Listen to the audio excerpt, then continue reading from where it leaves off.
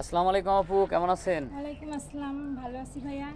আপনি কেমন আছেন? আলহামদুলিল্লাহ ভালো আছি। আপু, আজকে যেরকমভাবে আপনি শাড়ি পরেছেন, হ্যাঁ, খুবই সুন্দর লাগতেছে, খুবই কিন্তু কিউট লাগতেছে। মনে হচ্ছে যে আপনার বয়স কেবল 28।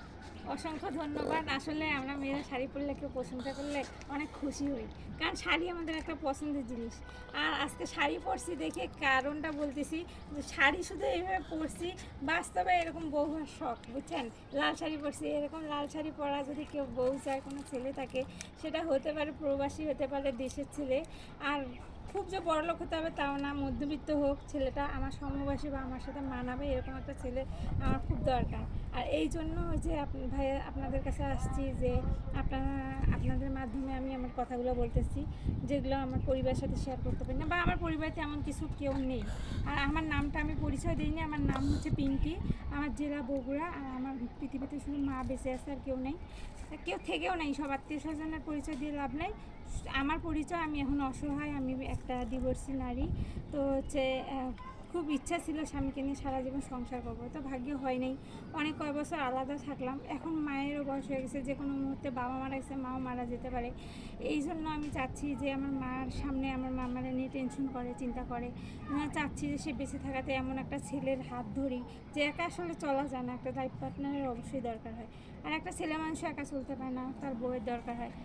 তার যদি কোনো রকম যদি কোনো ছেলের যদি বউয়ের দরকার হয়, বা ডিভোর্স হয়ে থাকে, বা বিয়ে করেনি, বিদেশে গেছে, প্রবাসে, তো এরকম ছেলে যদি আমার এই ভিডিও দেখে থাকে বা কথাগুলো শুনে ভালো লাগে, তাহলে অবশ্যই যেন আমার সাথে আচ্ছা আপা, যোগাযোগ করে ভাইয়াদের মাধ্যমে। আমি আরেকটা প্রশ্ন করবো। আপনি তো অনেক দেখতে সুন্দর, অনেক সুন্দর মাশাআল্লাহ, বা ব্যবহার, আচরণ, কথাবার্তা দেখেও তো মনে হয় আপনি একজন এডুকেটেড পার্সন, রাইট নাকি? জি, আমি তো এই অনার্স গ্রামের, কমপ্লিট করা রাষ্ট্রবিজ্ঞান আচ্ছা নিয়ে। আচ্ছা আচ্ছা, রাষ্ট্রবিজ্ঞানে অনার্স কমপ্লিট করছেন। জি। তো অনেক দূর পড়াশোনা করছেন, আপনি চাইলে তো ভালো একটা চাকরি করতে পারেন, বা গ্রামের এলাকায় অনেক ছেলে আছে, আপনাকে দেখে কি কেউ কখনো প্রেমের প্রস্তাব দেয়নি? আসলে একটা মেয়ে যখন ডিভোর্সি হয়, তখন প্রেমের প্রস্তাবের থেকে অনেক ছেলেরা অনেক রকম উপহাস করে, তারা হচ্ছে অনেক রকম খারাপ প্রস্তাব দেয়, টাকা পয়সা, লোভ লালসা দেখায়। কিন্তু এগুলো আসলে আমার মধ্যে কোনো লোভ নেই। আমার দরকার একটা সংসারের, বৈধভাবে একটা সংসার, একটা ভালো জীবনসঙ্গী। আর হ্যাঁ, চাকরি করতে পারি বা অনেক কিছু করতে পারি, ঠিক আছে। ওই যে বললাম, আমার আত্মীয় স্বজনের পরিচয় দেই না, আমার পরিচয় আমি সাধারণ একজন নারী। কিন্তু চাকরি করতে গেলেও একটা মেয়ে যখন এক সুন্দর থাকে বা একা ডিভোর্সি শুনে, তখন ওই ছেলেটাকে, মেয়েটাকে কিন্তু বিয়ে না, মানে বিভিন্নভাবে ক্ষতি করার চিন্তা করে। এই জন্য আমি ভয়ে, অনেক রকম ভুক্তভোগী, যেখানে যাই সেখানেই আমারে হয়তো ভিতরে পছন্দ ভয় করে, কাজ করে। খারাপ প্রস্তাব দেয়। তা আমি তো খারাপ প্রস্তাব বা অবৈধ এইসব টাকা পয়সার আমার লোভ নেই। আমার ইচ্ছা আমি সম্মানের সাথে একজনের সংসার করব।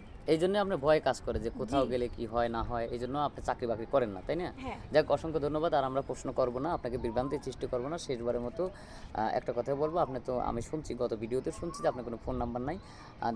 সবাই দেখেন, মেয়েটার কোনো ফোন নাম্বার নাই, মেয়েটা অনেক সুন্দরী। স্ক্রিনে আমাদের ইমো নম্বর দেওয়া থাকবে, হোয়াটসঅ্যাপ দেওয়া থাকবে, কেউ অযথা ভিডিও কল দেবেন না। ভালো থাকবেন।